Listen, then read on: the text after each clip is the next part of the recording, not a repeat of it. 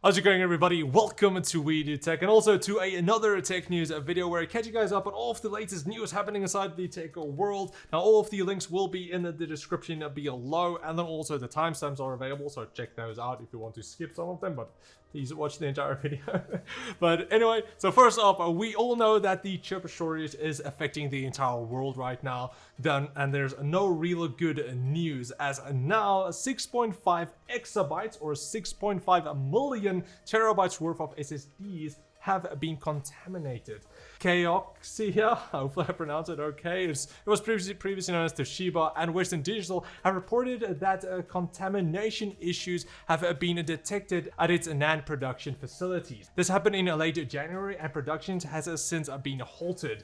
No doubt that this will actually impact the market, with a total of 207 exabytes being produced for the consumer in 2021. Now, the good thing is that this loss of 6.5 exabytes, crazy number, is only 3% of that, but that is of the entire market, which could impact prices, but we hope that it doesn't too much. We don't want crazy SSD prices along with crazy GPU prices.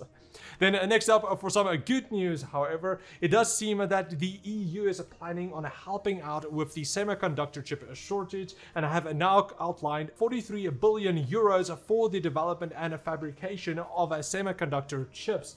They do plan to boost their production from 9% to 20% by 2030, however, which still seems like it's a really long time to go. But luckily, it isn't only the EU that has taken matters into their own hands, as the USA has also approved $52 billion of federal funding for the United States' own semiconductor industry. Now, I do know that TSMC, which is from Taiwan, is building or planning to build a facility in the US as well, so that not only all of the chips will be then built in Taiwan, but also in the US. So if something happens to Taiwan, at least we still have some chips.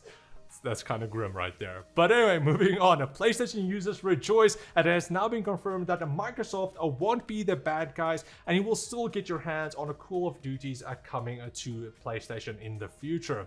For the first time now, it has been officially stated by Microsoft President and Vice Chairman. To be clear, Microsoft will continue to make Call of Duty and other popular Activision Blizzard titles available on a PlayStation through the terms of existing agreements with Activision.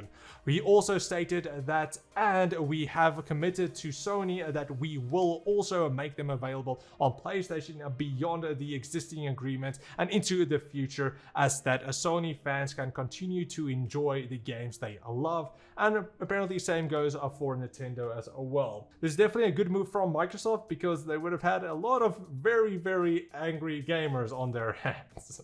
And then we've lost a ton of sales, so yeah, good move from them. Then moving on, Battlefield 2042. It has been a game that nobody really wants on their platform anymore, as at the time of writing, 105,000 people have signed a petition to demand refunds on all platforms. This is massive, as the person that started the petition claims that the lawyer said that if the petition got over 50,000 signatures, he would take the case against EA and DICE. The game was launched with major bugs and glitches, and has been getting hit from every direction. We've mentioned it a couple of times on the news here. It's just bad news after bad news after bad news, and it is apparently now rated as the 12th worst game on Steam. I didn't know that. That's kind of crazy, but also sad at the same time. I didn't play it, so I can't really say too much, but it doesn't look like anybody is happy. And then next up, with Gran Turismo 7 coming next month, there is a lot of attention around it. Now even more so, as Sony has developed an AI that could beat the best human drivers there is. The AI, named GT Sophie, was trained by Sony through reinforced learning, which means it races tracks over and over again, following a human-designed reward system that encourages better results, and eventually made it a master at the game. A pro player in the game stated that the AI drives in a way that we would never have come up with. So maybe in the future they can use AIs like this to actually predict like the best way or best time to brake and accelerate and so on for real world like racing, for F1 or something. I don't know too much about that, but that could be cool, or it could take a lot of fun out of it. But it's not the first time that an AI was developed to beat like the best human players. It was from what, OpenAI as well, where they beat the best Go player, Chinese board game, which is apparently really hard.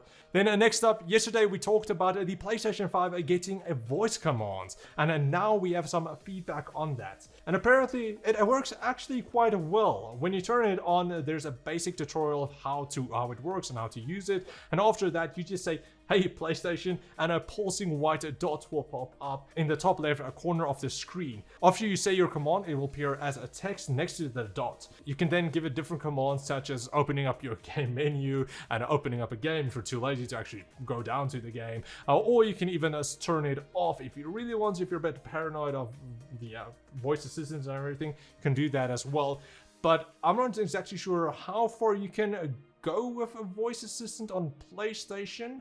I think it's more useful on a phone, but I could be wrong. I don't own a PlayStation, so I can't really say. But I know I've never used Cordana or whatever on Windows, so I'll leave it at that.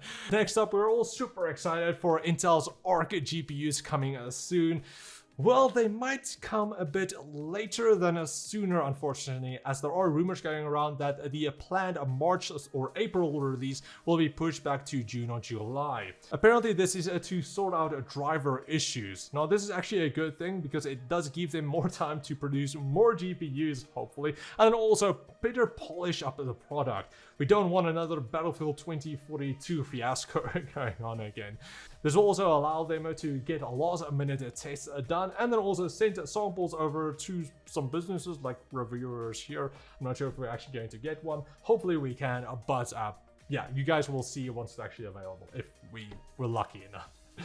Then next up, some more gaming news. Assassin's Creed Valhalla would have gotten a new expansion DLC, but now it turns out that that DLC will become a standalone game. Codename Assassin's Creed Rift is supposed to launch either this year or in 2023. The game will also feature more of a stealth-focused design and will have less exploration to it, so no open world, unfortunately.